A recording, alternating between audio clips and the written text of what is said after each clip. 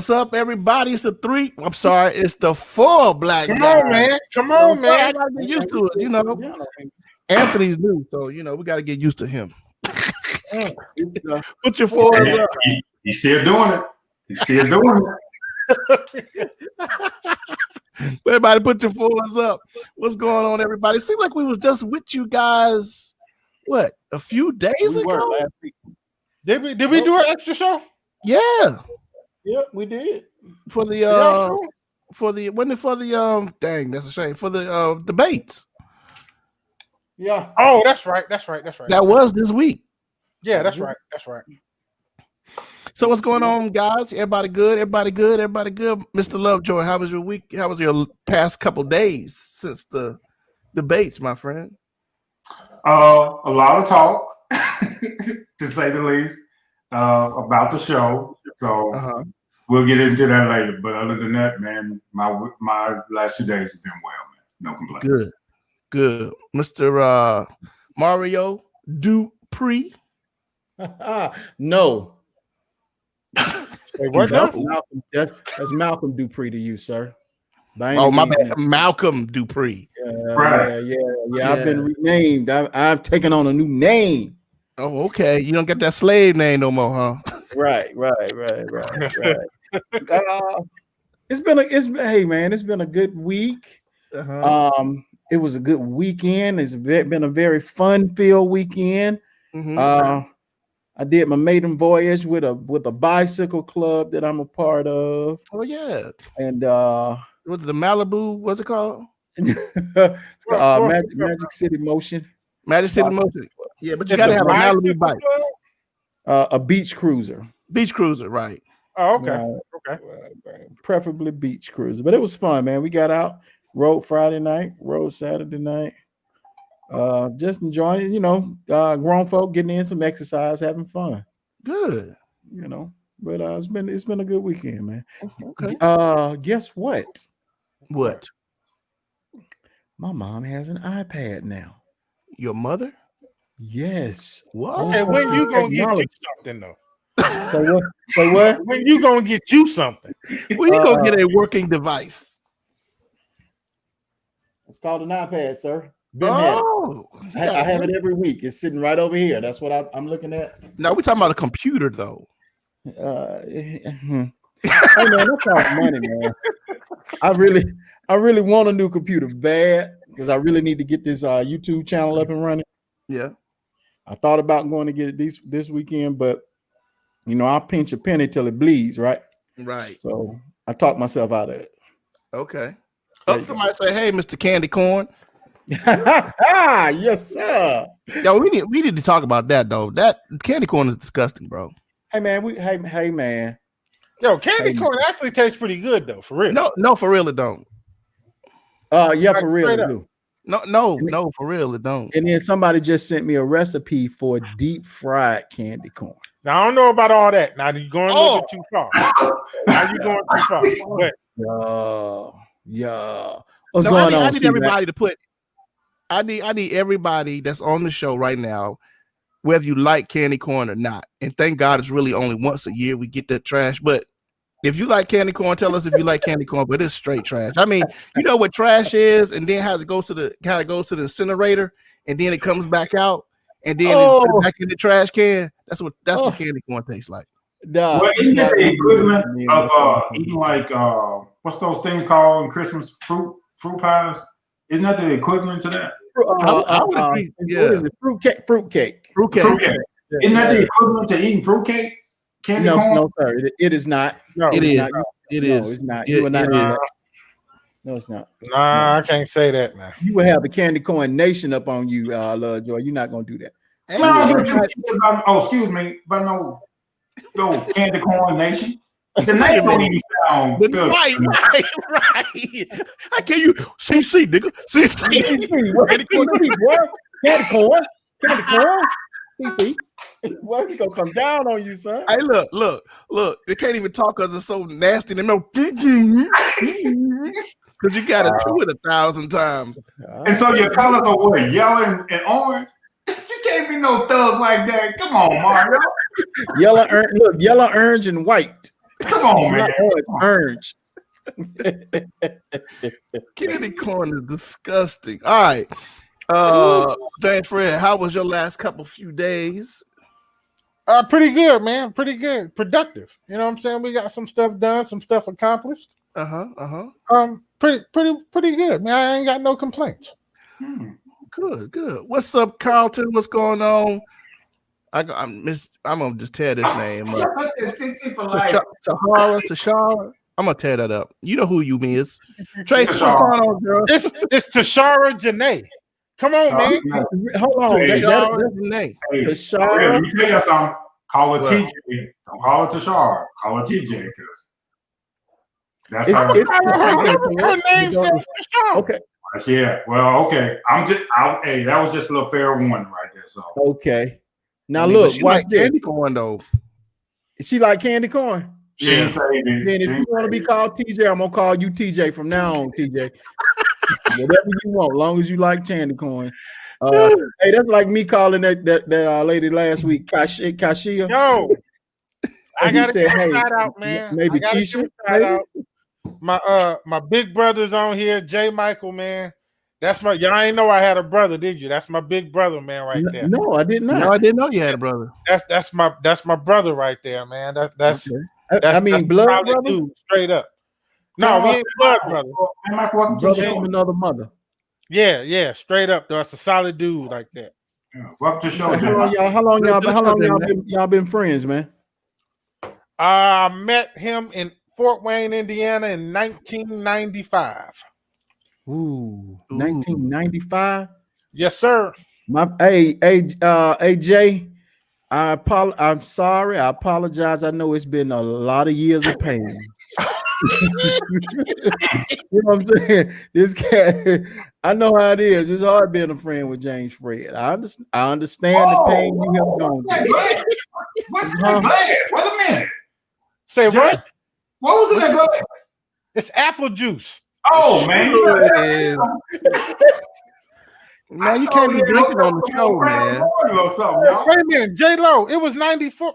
It was 94. Jay, right? It was 94. So you when you met your friends, man. It was right after I graduated high school. I moved to Indiana. That's right. So that's 25 years, right? Whew. Boy.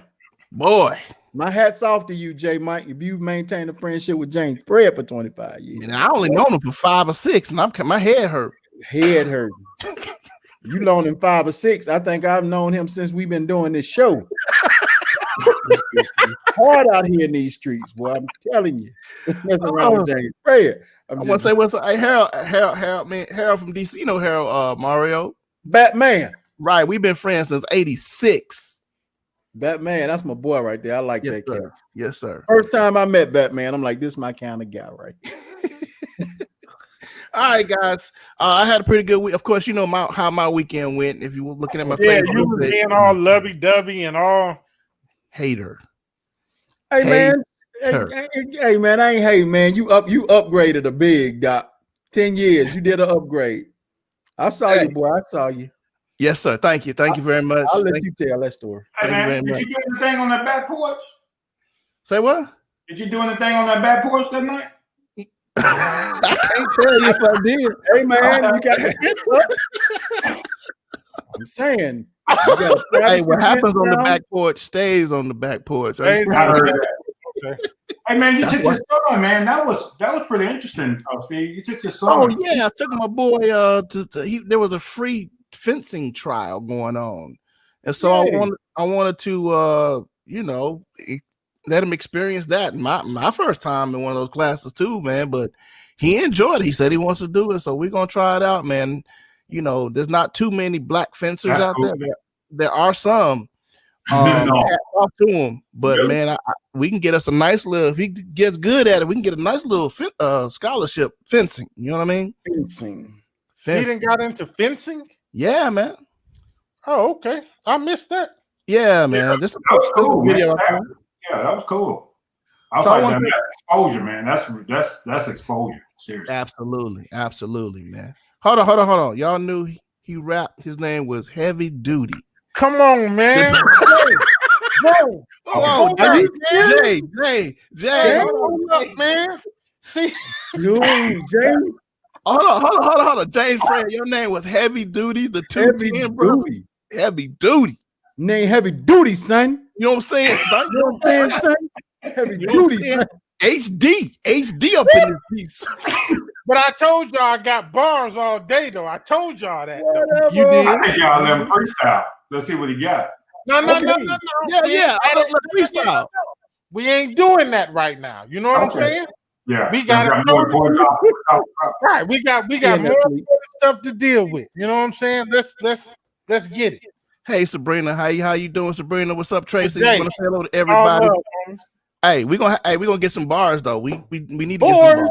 We need them bars, and I'm not talking about prison bars, handle bars, or window bars. Understand? Bars. Yo, well, I told you to send me the track, and I got you. Bars.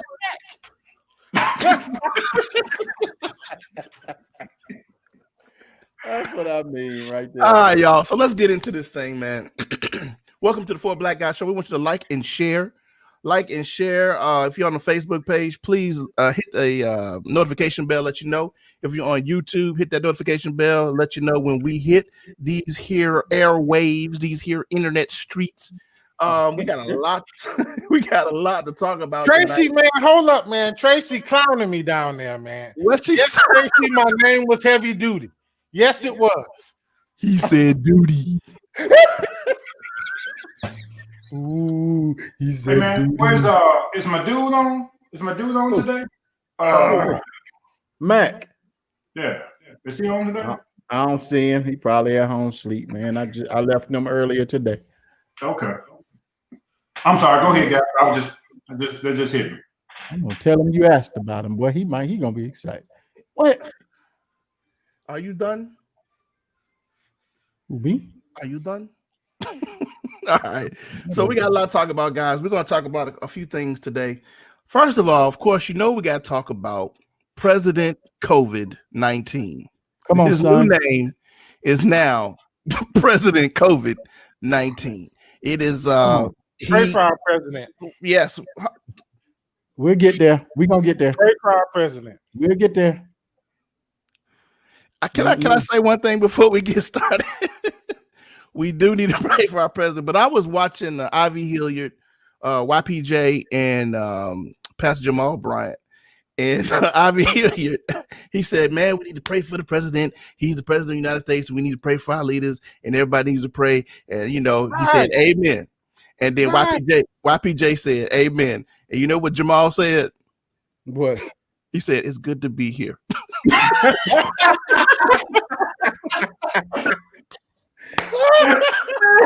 I love it. Love it. I'm with you, Tracy. He ain't sick. No. Go ahead and officially let's go ahead and open that up, Steve. All right, word. Let's start this question. Do unpack. you believe that the man is sick? Go. Sure, I'll go first. No, he ain't sick. I don't believe he's sick.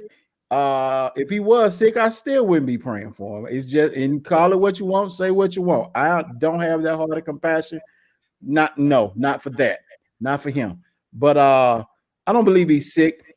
I believe this is what I believe. I believe it's a ploy by his handlers to change his view to the public. Hold on. Lindsay said allergies. You said that? Lindsay, I'm going to be putting these quotes up here. Go ahead. Keep talking, brother. I'm sorry. Okay. So, I think it's a ploy by his handlers to change his public perception to the public because he didn't take this COVID thing seriously. This is their opportunity to shift how he's viewed in the public eye about this whole COVID thing. And the fact that he made a royal ass of himself at the debate. It's all smoke and mirrors. That's all it is. Now that he has COVID, his viewpoints on COVID will change. Now he's going to attack this thing and we're going to get through this together. No, fool. Your science has been telling you the whole time this thing was deadly. This thing was killing people. This thing was, you know what I'm saying? Why you ain't take it seriously then? But now you get sick. Now it's serious. It was serious when everybody else was getting sick and dying. Okay, I'm done. Go ahead. Pray for him. Nah, he's definitely not sick, man. Just like Mario said, it's gonna be he's gonna come out of this, he's gonna tout those experimental antibodies that he got injected with, and all this stuff. He's gonna come out talking about he was taking vitamin C and zinc and all this stuff. It's just gonna be a whole rhetoric. You know what I'm saying? It's gonna be a whole rhetoric of stuff that he's gonna put out there. And we could have seen this coming. It was just a little bit too perfect. Like right after you mock Joe Biden about wearing masks everywhere, all of a sudden now you come up sick. Just out of, you know what I'm saying? It was too perfect for me. It was funny.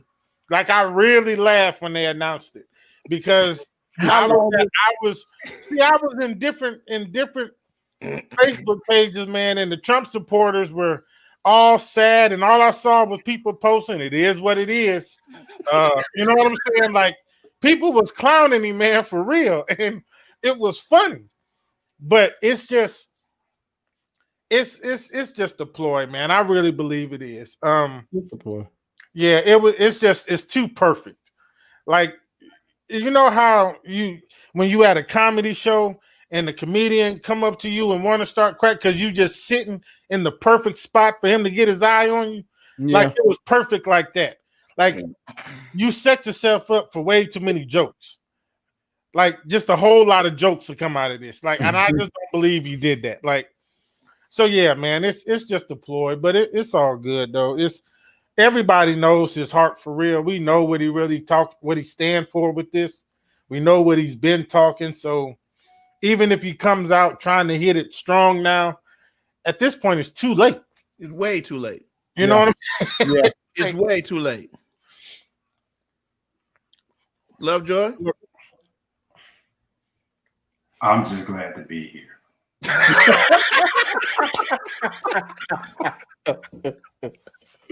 I love it. I love it. I love it. Now, can I just okay? Go ahead. I believe I'm going to say no, and I'm going to say I'm not praying for him, and I know I'm the preacher on the show, but I'm not praying for him. And I don't subscribe to this whole idea that we got a bunch of white preachers telling us to pray for a devil. Thank you. Have you ever seen in the Bible where we're supposed to pray for the devil? No. So why are we praying for him? All right, let me be a devil's advocate real quick. Sure. Let me do that. Would that make you an imp? Huh? Oh. I'm just saying, okay. But the Bible does tell us to pray for our enemies. Yes, it does. So okay, so let me rebut that. That could be a strained eisegesis, and it's not contextualized. Hold on.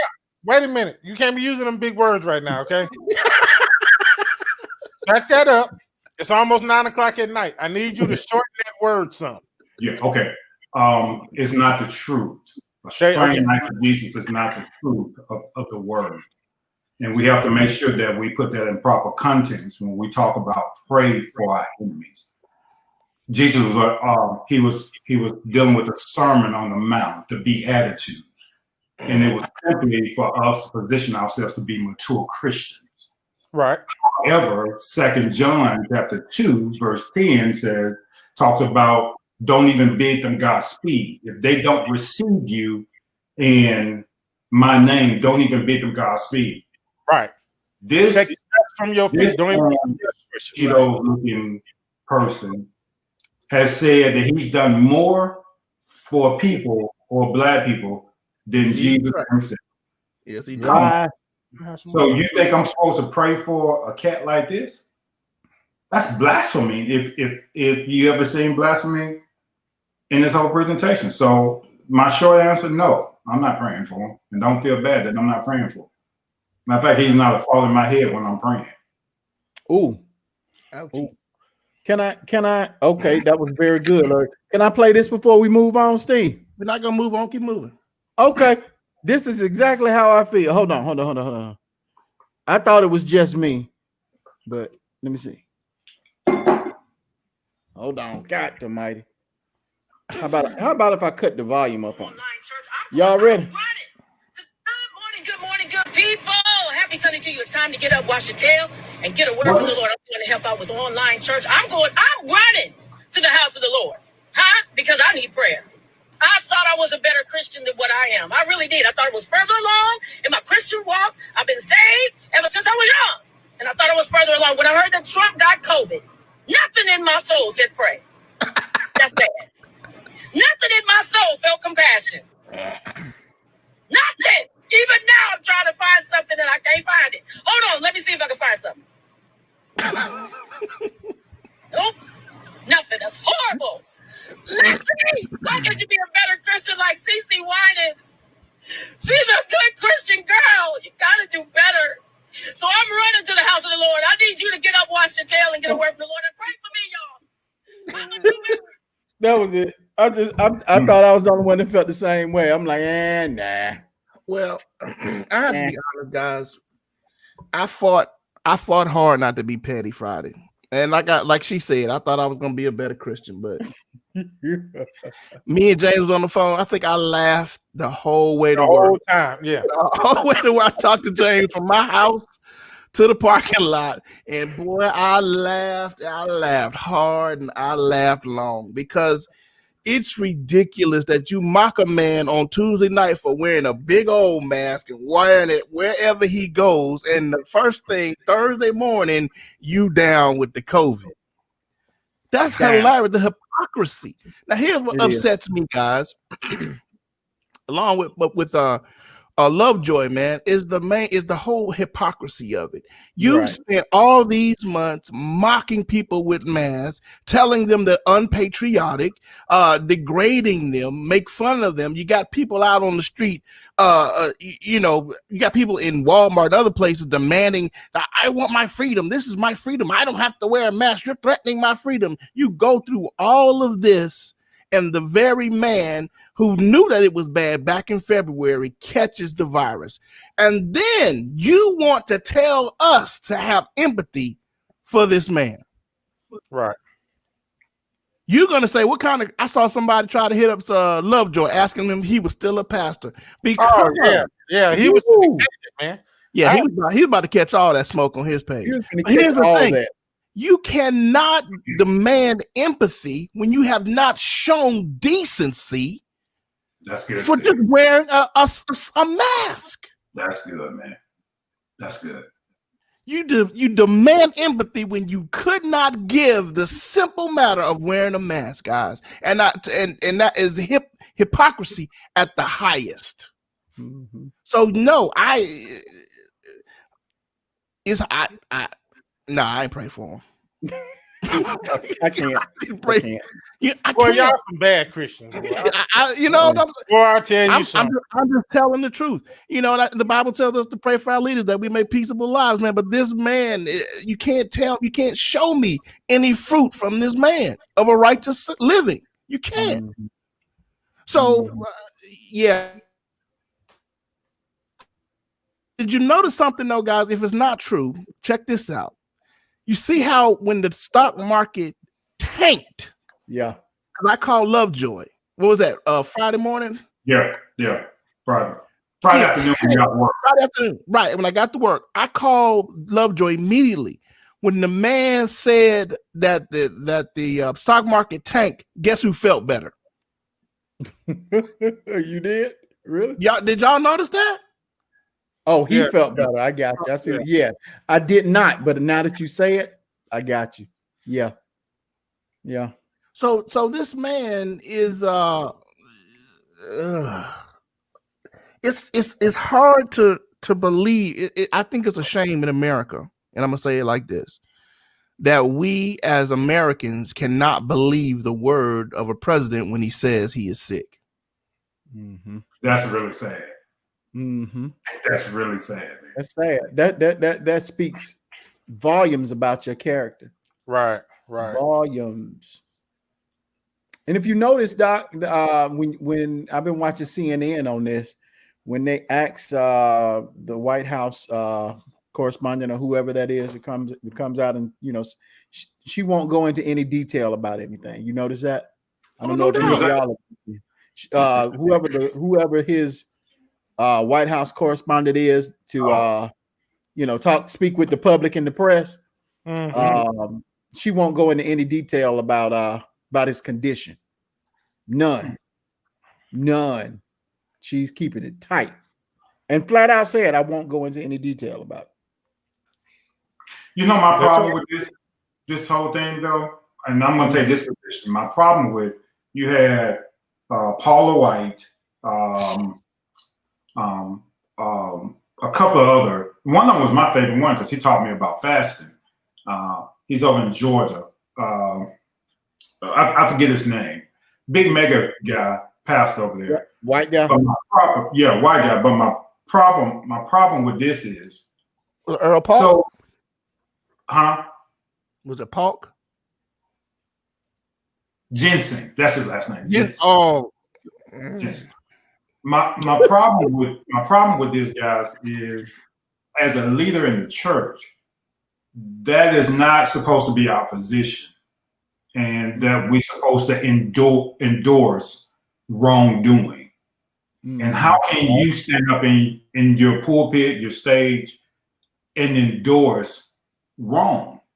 Mm-hmm. And for us to come out to get behind them, to pray for them, okay, I get it, but you have a level of influence over thousands of people, and no one has held this guy accountable for his actions. But yet you can stand up in your pulpit speaking to thousands and tell us to do this when he has not directed his attention to the existential plight of us. No, I'm further appalled by Paula White's actions. I'm further appalled by it. See, man, y'all looking at it too deep, man. Y'all Christians and y'all just supposed to pray for the man. So y'all too deep with it. Y'all trying to add logic and stuff. And we've talked about it on this show before. Logic just don't play in the part when we're talking about Donald Trump. They just want y'all to pray for the man so he get better. Okay. If you're supposed to pray for your leaders, where was this same sentiment during the Obama administration? See, once again, you see, you talking about see, you going back. We ain't talking about Obama. We ain't talking about Obama. They want you to pray. He does and everything he does. And everything he says, everything he say, he talks about Obama. So here we go. Yeah. I knew it. Is that what we doing, Doc? Okay. That's what we doing.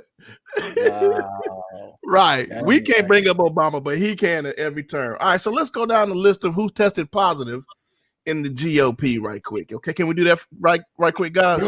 Yeah. So of course we got 46 minus 1, and then his immigrant thought has COVID. Hope Hicks. Did he just say immigrant thought? Why did they do all that?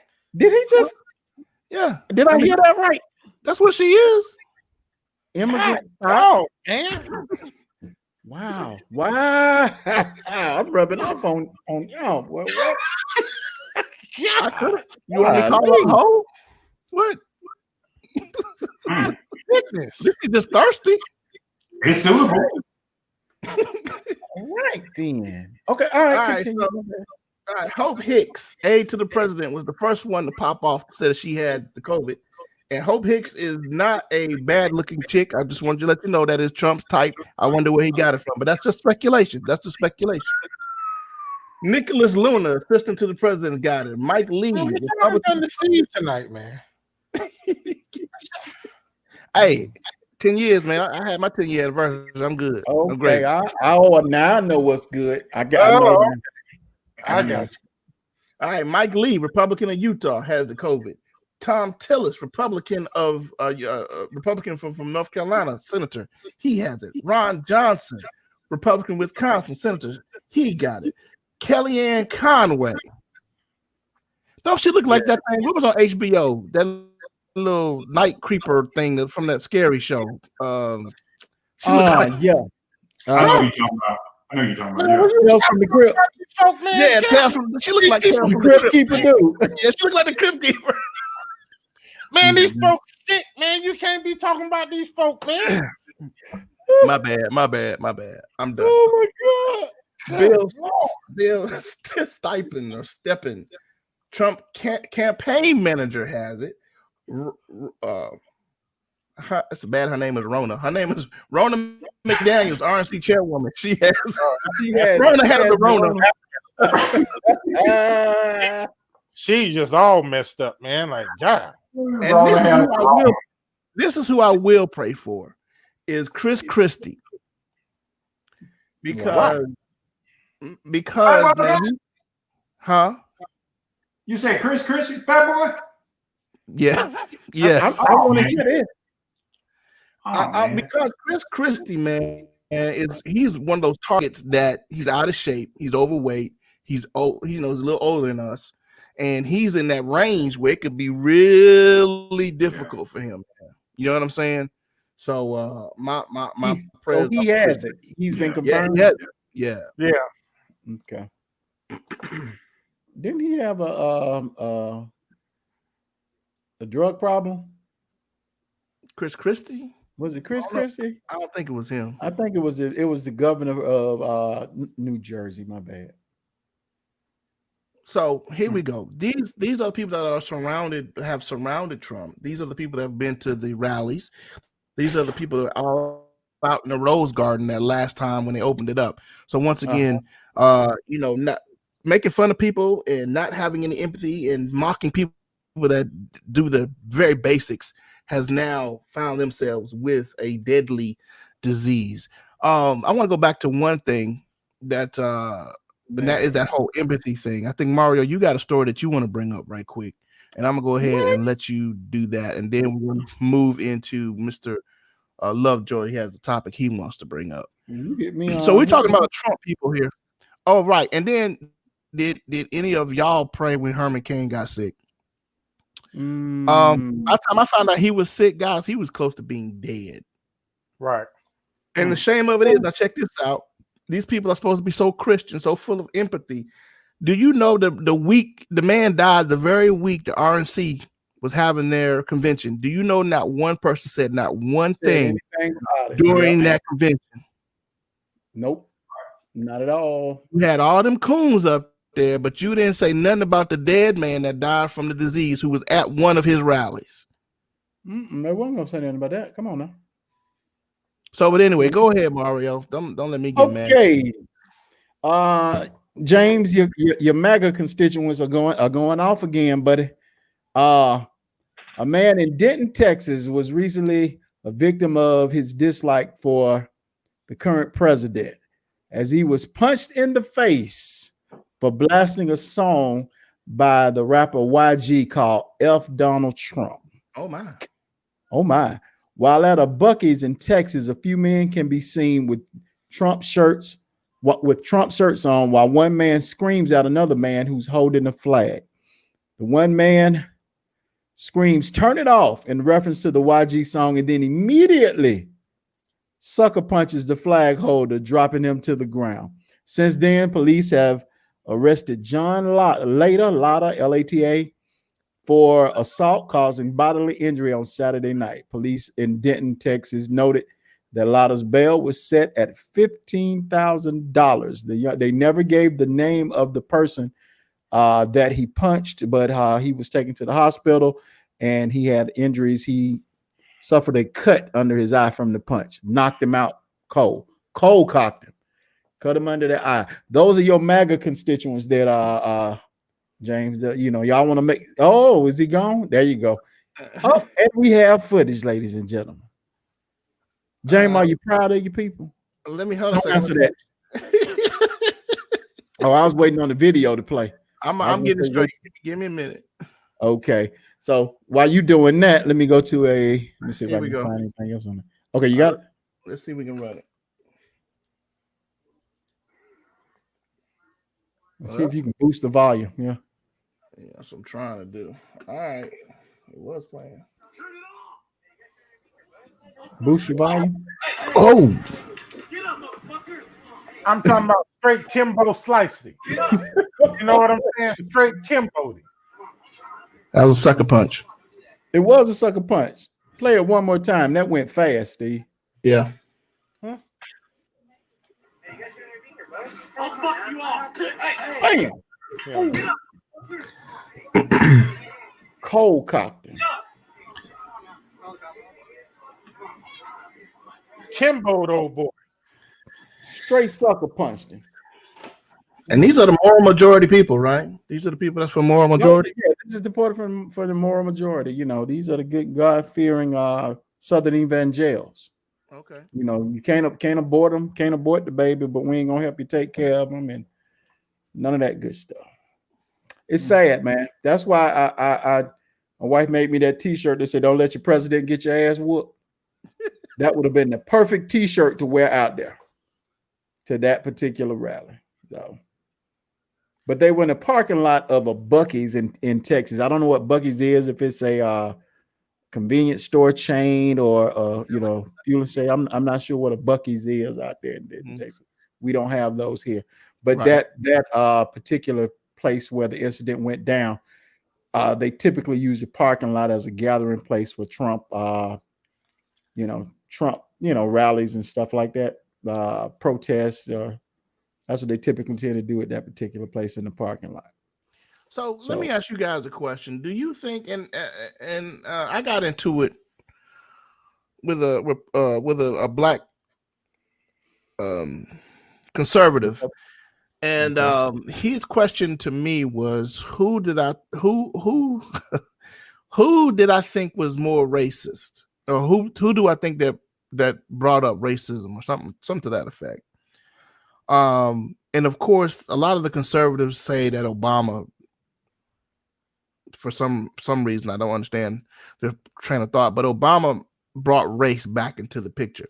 So who do we think is more racist? The Democrats, the Republicans? Who do you think brings up race more? Well, Obama did bring race back into the picture because two reasons. One, it never left. And two, he's a black man. So you put it in their face, huh? Right. I mean, it's like, so, I mean, that whole argument is dumb to me. But, I mean, listen, the bottom line is, man, is that when it comes to these black conservatives, their only mission is to please their white masters. That's it. That's their only mission. That's what they're trying to do. They want to make sure that they please their white masters. So they say stupid stuff like that makes absolutely no sense to try and to go with that whole rhetoric. I mean, think about what the hell is that? I don't know. Okay. The ADOS African Black Solutions. Okay, I hear you, brother. I hear you.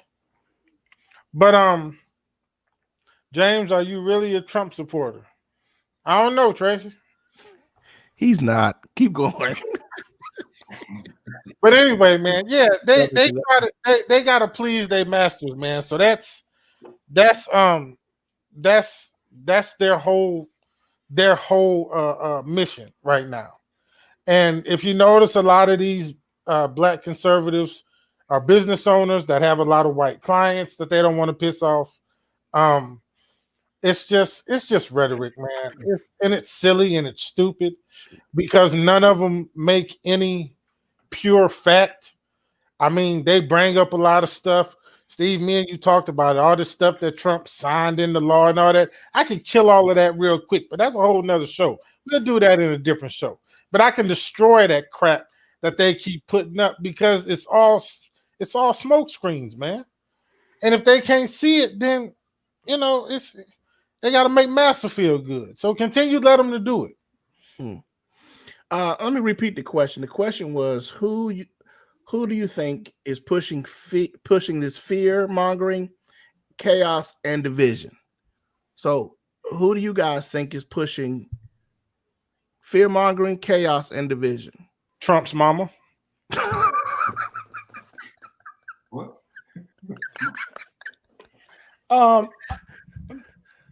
Who's pushing it? Who's pushing it? I'm gonna say who's pushing it, but well, the conservative movement, whoever those people are, the Trump supporters. I would say Republicans, but you know, let's whatever that wing is, that's who's pushing it. I mean, like James said, I agree with a lot of what James said. It never went anywhere. Racism never went anywhere. We mask it very well over the last before Obama took office. We masked it very well.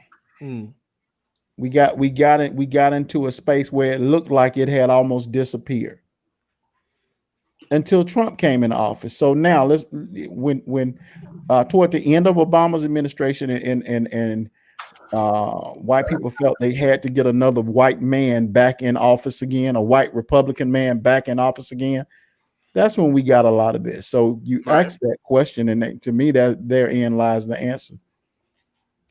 There you go. I don't know no Democrats walking around talking about it to that degree. So do you? I don't. Nope, I agree with you, sir. Lovejoy? I think this proverbial pink elephant has always been here that we chose not to talk about. Right. When this black man, the honorable President Barack Hussein Obama came into office, I think it created this kind of cud where when you're stirring stuff, the cud rises to the top, and the cud is a metaphor for racism that's always been there. It just so happened that the black man stirred the muddy waters, right? And it continued when 46-1 got into office. He then irritated and agitated this movement, and he started calling for them to come out more. And we didn't see this many angry white guys until 46-1 got into office. So stuff started happening. Racism became amplified, and watch this, and justified now, because you had a person who would tell you to stand by. And what was the other thing he said the other day? Stand down and stand by. Stand down and stand by. So I think it was a clarion call to racism when he got into office. Absolutely. Therein is your answer. So when I answer this question, and he asked me this question: who's causing chaos, who's causing division, and who's doing the fear mongering? I say Republicans, and I hadn't heard from them since. Okay. He stopped talking to me because he didn't want to hear the truth. You are black. You are a black conservative. You are a black Republican, and you asked me where the fear mongers come from. Look at this dude punched this other guy in the face for playing a song. Look what we got. We got a white boy carrying around a rifle, shooting people at a protest. We have them always trying to intimidate, man. And then now you got the Proud Boys who are going to be at people's polls. I want to let y'all know this. I want to let you know this. My poll if you want to. They're going to be at the polls and they're going to try to intimidate some people. And I'm being honest, they're going to try to be there. They ain't coming but I believe it is the white conservative Christian Republican that has kept racism moving, has kept fear mongering moving in this country so that they can stay in power, because they know their power is very little. and it's slipping slipping out of their hands. It started slipping when Obama became president, and now even more. Even though they seem to have a champion in this clown that we have in the office, it's slipping even more because they're seeing it for what it is, and they see that it's slipping from them. I want to move over to Mr. Lovejoy now. He had a topic he want to talk about, and I want to give him time for that. Mr. Lovejoy. Yeah, so I'm having this conversation. Somebody saw the post on my Facebook page, as many of you guys saw, about Joe, and I'll call him out, Joe Daniel. I call him Joe the plumber because he is a plumber. I met him about 5 years ago, and someone asked me about my position, even as it relates to the church during these times of COVID-19, and they wanted my take or my perspective on what's going on with the church. And I'll say this, and it may sound preachy, if I may use for a dramatic thrust, the words of Maya Angelou, these not yet United States. Mm-hmm. And I think the church is doing the exact same thing that our y'all president is doing. In that, who is y'all? Well, us. Us. He's not my president. Okay.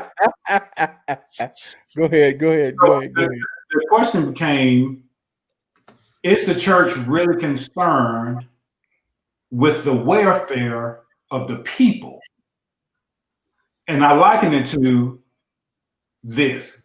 I think we opened up the cities too fast. I think because we've always pushed economics. But watch this. Black people are more infected than we are tested. Mm-hmm. And so we spend more of our tax dollars, or we spend more money outside. So that's the reason they had to open up more businesses, because they understood the economics of that. Here's what I'm suggesting. Isn't that the same thing that the church did, and we spiritualized it? We said that God was going to take care of us, so we opened up our church, and those ignorant ass pastors start allowing people to come in, not practicing social distances, and just because, watch this, could it have been that tithes and offerings was going down and that their salaries wasn't being paid? Or were you more concerned with the people that God has given you to lead? And I think it's parallel. I think because of the mind of certain pastors, they were not more concerned with the people as it relates to more being concerned with lining their pockets. And I know I'm gonna get some hits from that, but it brings us back to history, guys. Check this out. And I go back to this, and I know I'm gonna get hated for this, but it goes back to a particular documentary that was written by the Pope of Poverty. It's called The Pope of Poverty, and the history behind stained glass windows. Check this out. The Catholic Church created stained glass windows not because of art and the beauty thereof, but it was because they did not want to look out of their windows to the poverty that surrounded the church, because their focus was on the inside as opposed to what was happening on the outside. And I'm afraid that the Church of the Lord Jesus Christ have subscribed to this same ideology, where we're more concerned with what happens on the inside as opposed to what's happening on the outside. So which tells me we don't need buildings, guys, because Jesus spent 93% of his ministry outside. So my question to the Church of the Lord Jesus Christ is, what are we doing? Are you more concerned with the health and welfare of the people? Then Jesus has something to say about you. Peter, do you love me? Feed my sheep. But it didn't tell us to feed his sheep on the inside for the sake of tithes and offerings. It tells us to feed his sheep, period. And I'm afraid, guys, that if you go to any local church, and I'm not knocking any man of God because I know he has to live, but what I'm trying to tell you guys is I think the church has the same mindset of the world. Mm-hmm. So here's the thing, Lovejoy. I think when it comes to that, when it comes to having the church without walls, you know, a lot of people are always going to bring up about not forsaking the assembly of yourselves, right? They're always going to throw that at you. And what I think a lot of people don't realize is that in 2020, we can assemble and not be in person. But I saw that, Steve.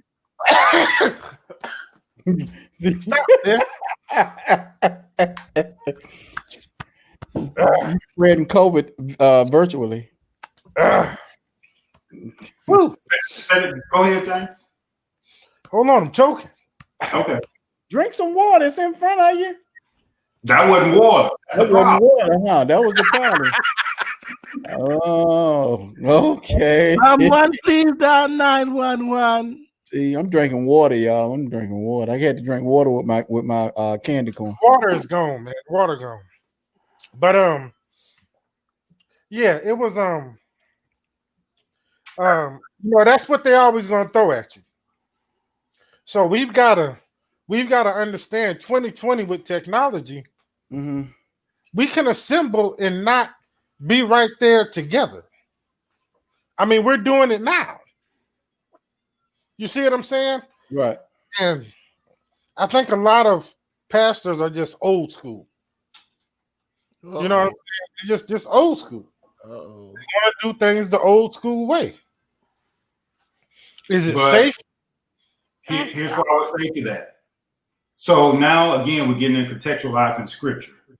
To forsake not the assembly of ourselves, they did not meet in churches. Right. Churches didn't come on the scene until Constantine, the emperor, a pagan worshiping God, told us to assemble ourselves in buildings. So your whole idea of coming to building these big mega buildings came from the idea of Constantine, the Roman emperor, whose mother got saved and tried to convert him. So he says, we're going to do this church thing. Let's have flags. Let's have buildings. Let's have music. Constantine did that. That is nothing biblical. And you cannot base your ideas on Acts chapter 2 because Peter preaches outside. 2,000 get saved. Then the Bible says the number becomes innumerable. So we cannot start setting the parameter of just being inside of a building. Jesus says to the disciples in Matthew, go into all the world preaching the gospel. He did not tell us to go into buildings and preach the gospel. And I'm not saying that we shouldn't. I'm just saying if we don't change our theology, if we don't change it, guys, you're absolutely right. The church as we know it is going to die. Right. The church as we know it, in my opinion, amongst millennials and the generation that came after millennials, can't remember what they're called, Generation Z, or whatever. They're not going to church like we came up and went to church. You know, I went off and went to college and found a church to go to. My kids went out and kids who were raised in church went off to college and ain't go look at no church and went to college. Right. You understand what I'm saying? And they were raised in church just like I was raised in church. You know, well, I grew up in the Baptist church and then did the non-denominational Christian thing. They grew up in the non-denominational Christian thing and was like, right. You're right. So I asked them about it now, and it's like, we good. Right. We good. I'm like, really? So, and a lot of their friends have the same mindset. So Is church dying a slow death? Is Christianity dying a slow death? I think it is, and that's just from wow. I think it is. I think our theology doesn't have to change, but our methodology do. Our what? Methodology. Methodology has to change. Okay. You can't get children now to sing "Just As I Am" without one plea. They're not even hearing that. And if old boy got to go up in front of the church and get down on one knee with a metal chair, but you just lost them. They've already checked out. They've already told themselves, okay, this is the last time I'm coming in here. Right. So the whole idea, people don't have a problem with Jesus. Let me just say that. They don't have a problem with Jesus. To the utmost, Jesus saved. But what they do have a problem with is religious dogma. Yeah. You're trying to tell me how to worship. Oh, I'm spiritual. I love Jesus. But they don't have a problem with pneumatology in a sense. They have a problem with the way we've been doing church. And you're not going to attract this new generation with our old ways of thinking. That's the reason I think COVID has brought this thing to the mainstream. And whereas the permissive will of God is being done, hey man, we can't say that we're still doing church in Jesus' name when Jesus says, I left the building 20 years ago. I'm done with that, Steve. I just wanted to have my take on the church, the 21st century church as we know it now. No, but really, what would you offer the pastor that may be watching? I mean, we had a couple that chimed in. They might have left by now. But what would you offer the pastor that is struggling? Because I mean, because you said it before, they want their people to come back, and they really miss church, but it might be that it may be the money, but some pastors might really miss church. They might really miss their members. That's true. And let me there are some pastors out there that love people genuinely, and they're missing their people. They're real pastors. You get close to them, they smell like sheep. They love people. But then there are some out there that maybe have an ulterior motive. And I'm not speaking to the ones who love people genuinely and they want to embrace their people. I'm not talking to those, but because those that Bishop Jake said this, those that are with you are with you. Those that are not, they weren't meant to stay no way. So I'm thinking there has to be, and I think this whole COVID-19 thing is going to be over after the election. That's just my conspiracy theory. I think it's going to be over. I think it's going to go away. That's what I think. But what I'm saying about the preachers now of today, I just think if you hang in there, I think you may have to find another stream of income and not depend on tithes and offerings right now.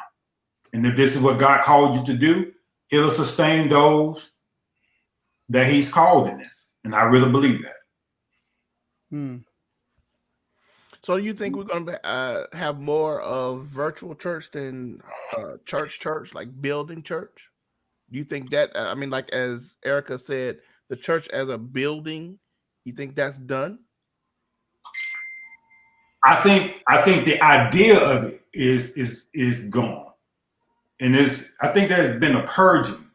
The building itself, we're going to find another way. This right here, I think this is the church, the 21st century church. I think this is the way we're going to do it. And like Mario said, those that are behind, those that are old school, that can't move with the signs of time, I think they're going to die out, man. They're going to die a slow death, yeah. I want to ask you this other question, man, because I heard, I watched Ivy Hilliard. I watched with Ivy Hilliard, YPJ, and Bishop Jamal, Jamal. What do you think about the combination of churches? Do you think that in order for the Black church to survive, do you believe that Black churches can and will be able to submit their church to another church to combine churches? No. Unanimously, there was a resounding no. Why? Ego. I took it out my mouth before I could say it. Exactly. That's not gonna happen. Mm-mm. These churches are already out here trying to outdo one another and one up each other, man. Hold on, James. That's why you can have 5 churches within a 1 or 2 block radius of each other, and they all, you understand what I'm saying? You can have 5 or 6 churches in a 1 or 2 block radius. Why all of them little churches won't get together and become one big church? Just what you said, ego. So this ain't gonna change nothing. Right. That ain't gonna change. This ain't gonna change nothing. It's not gonna happen. But I thought it was about the people. It's for the people, for the salvation and helping the people. Yeah, it's about my people that come to my church. Your people that go to your church, I ain't worried about them. They ain't my responsibility. I care less about. I'm worried about the people that come to my church. And honestly, if I could be honest with you, as a pastor, yeah. I wouldn't want my people going nowhere else.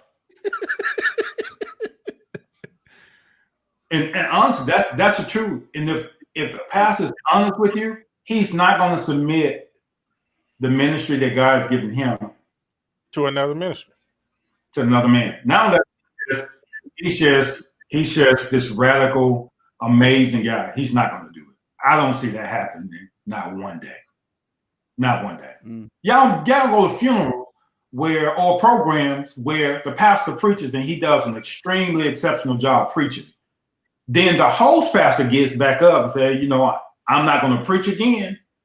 Then turn right around and preach again. He's going to be outdone in his pulpit. Right. Y'all seen that, man. Y'all seen the Absolutely. Absolutely. Dude, me and Mario have played at services when the guest pastor come in and tear it down. We already been there for a good hour and a half. And then the host pastor gets up and preaches another hour and a half. Another hour and a half in there, dude. So then I ask you a question. Do you think another church can go to another church and submit? I was asking rhetorically, man. I know that. You know what I'm saying? Already. You know what I'm saying? I know that they're not going to do it, man. There might be some cats, like you said, some pastors out there that will do it, but I believe that the host of them probably would not, man. Some of them talk a good game, but I think if it came down to it, man, we believe that our vision is our vision, and that's the vision that needs to be followed. That's just how it is. Oh, and we're going to spiritualize it. Yeah. Oh, because two visions of a church is thy vision. Right. See that? I heard you. Oh. We're going to spiritualize. No, God is not the author of confusion. He gives vision to one man, and this one man God gives vision to. And that's what watch this. That's what the whole charismatic movement started on. Because remember, in churches, deacons used to run the church. And then we got into this mainstream where it was the pastor who was the senior leader, and God gives him vision, and we move in that direction. Right. Can you imagine if 2 men come in with one has an amazing vision, the other one gets in his feelings, and then they become 2 vision, thy vision. Right. And we'll try to spiritualize the whole concept. Like, no, God, because then you'll be leading the sheep astray. No. And then they use this scripture. My sheep knows my voice. My voice, yeah. Exactly. And then the congregations that merge will still see their pastor as their pastor and the other pastor as that pastor. Right. You understand what I'm saying? It's going to go back to what we've talked about before when it comes to a lot of different stuff. Which pastor is going to take that beta role? You know what I'm saying? Which one's going to take that beta role? You know what I'm saying? I'm not going to tell you, okay, well, you go ahead and lead. I'm going to sit in the background. Nah. So guess what I say if I went to another church and the pastor preaches better? A house divided against itself will not stand. Right. So I can spiritualize it all I want to. And use scripture to back it up every single time. Right. So it's not going to happen. Our ego get more involved, more so than the spirit did. And I'll leave it right there, y'all. So let me ask you this, Tony. Yeah. what is it? I was going to ask, what is it going to take to get Generation Z? Because we're Generation X, we're the X generation. What is it going to do to take our children to bring them back? Or can we? We can. And one of the things I was fortunate to do is have millennials part of my church. Mm-hmm. And the thing is, you cannot subscribe to old ideology. They're not going to do it. They're more of doing as opposed to talking. Me and Fred, we talked about that, right? That Fred? Yeah. Yes, sir. Yeah. They'll get tired because most of that generations and millennial generations, they're median income people. They don't mind giving their money to a church as long as they can see where their money is going. Right. Not rolling up in a Bentley with a Rolex or they just Rolex watch on. They ain't got no problem with you even having those things. But what are we doing for the community? Right. So your ministry is about to turn into a Matthew 25, the eschatological text. When I was hungry, you gave me something to eat. Thirsty, you gave me something to drink. Naked, and you called me. Jesus, when you did all that, when you done it for the least of these, my brothers, you done it for me. That generation says, okay, don't keep talking the good game. We need to see where this money is going. Right. They'll join your effort and your cause, and then you can preach Jesus when you're feeding somebody, giving them a hot dog, when you can feed them a Thanksgiving dinner. They don't have a problem with that. That millennial generation and that what is generation Z? See, they don't have a problem with Jesus because they saw what Jesus did. Right. I said that TJ, Gen Z and millennials are two different generations. Gen Z most likely won't go to a church building. They are too radical. Millennials will compromise. Right. Millennials now are your 35 and what between like between 30 and 40? Is somewhere in there? Yeah. Those are your millennials. Yeah. Between the millennials is a real tiny space. You know what I mean? Mm-hmm. So, but yeah, they're between 30 and 40, somewhere in that thing. Here's prove my point. Yeah, see, there you go, 28 to 40. Prove my point. So the Black Lives Movement has recruited a number of young Thundercats, as we call them. Right. Why? Because it gives them something to be a part of. Right. What's the one with the dude cussing all the time? They carry guns. NFAC. Yeah. Them. Yeah. It gives them something to be a part of, a cause.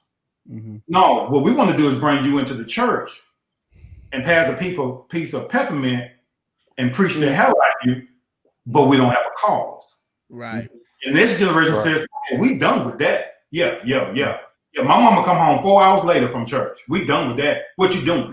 Right. Yeah. Mm-hmm. Yeah. We were riding home from breakfast this morning, and you have the DJ on Sunday. It was Leo Taylor, and he had on an older pastor that he was talking to. I can't remember pastor's name, or an old preacher. And I mean old civil rights era pastor or preacher. And it was amazing just listening to him talk and how antiquated it sounded. You know what I'm saying? Mm-hmm. Even to us, even to me as a 49-year-old, it just sounded so antiquated. And I'm like, wow, I couldn't go sit under this anymore. You know what I'm saying? But what I'm saying is, I'm saying that to say, I believe my kids feel that way now about the radical pastors that were the pastors when we were coming up, Tony. Right. You see what I'm saying? They feel that way now about those pastors. That whole message is now antiquated to them. It doesn't ring to them anymore. It doesn't even penetrate. It bounces off. You know what I'm saying? They're not even hearing that anymore. But just like you said, they are a more of don't preach at me, let's go do. Right. You know what I'm saying? So I think we need to have this is a good topic because I think we should have on a older pastor. What was before our group, guys? Before Generation X. What was it? The baby. That was us. Before Millennium, it was us. The generation before us was who? It's our kids are millennials. We got millennials. Then we're Generation X. Before Generation X was the boomers. The baby boomers. Baby boomers. So I think we can find a generation. If we can find a boomer, an Xer, a millennial, some pastors, man, we could probably, this would be a good topic also to take on to see where they at. Because, all of us know some boomers, pastors that are boomers, man. Yeah. And some of them are really struggling. You know what I mean? Right. Even, boy, TJ is on it tonight, y'all. Right. Yeah. Because I know some boomers that are still pretty good, man. But, a lot of them was the faith message, wasn't it? Yeah. Y'all was with us more than conquerors. I didn't want to say that. I didn't want to say that, but you know what? You know that vein we came out of. Right. MTC. that whole faith-based message thing. Back in the day, bro. Yeah, it was. Yeah. Hot, dude. Yeah. Now my boy Mike McClure, he a man now. Yeah, Mike McClure. And by the way, Erica, your wife, me and Pastor McClure is part of the same organization under Dr. R.A. Vernon. And he tells us, okay, this is how ministry's supposed to be run. Taking tithes and offerings, you pay the bills. You pay your staff. Give the rest of it away. Simply put. Really? Yeah. That's how he teaches us. Give gas away. Give groceries away. And he tells us that all the time. Mike, by the way, is the son of Dr. R.A. Vernon. Yeah. And he like the son. This son. Okay. So, Mike sleep at the house when we go to gathering of the shepherd. So yeah. All right, but that's guys, man. I think we're gonna lose, man, if we don't move with the cloud. right. All right, guys, it's 12 after. I think it's been a really good show, man. Thank you guys for watching. We want you to put up your 4s, please.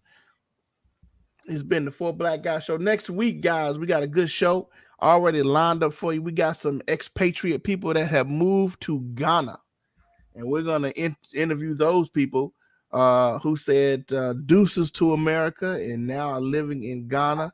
They have a YouTube channel, Tanya and Oya Jones. It's 5 hours difference, so it's going to be 1 o'clock in the morning when we're talking to them next week.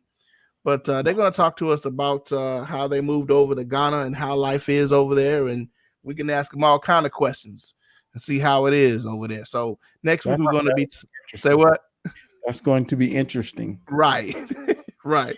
So get your questions ready, guys. Put up your 4s, and we want to thank y'all for tuning in, and we will see y'all next Sunday, 8:30 Central. Peace.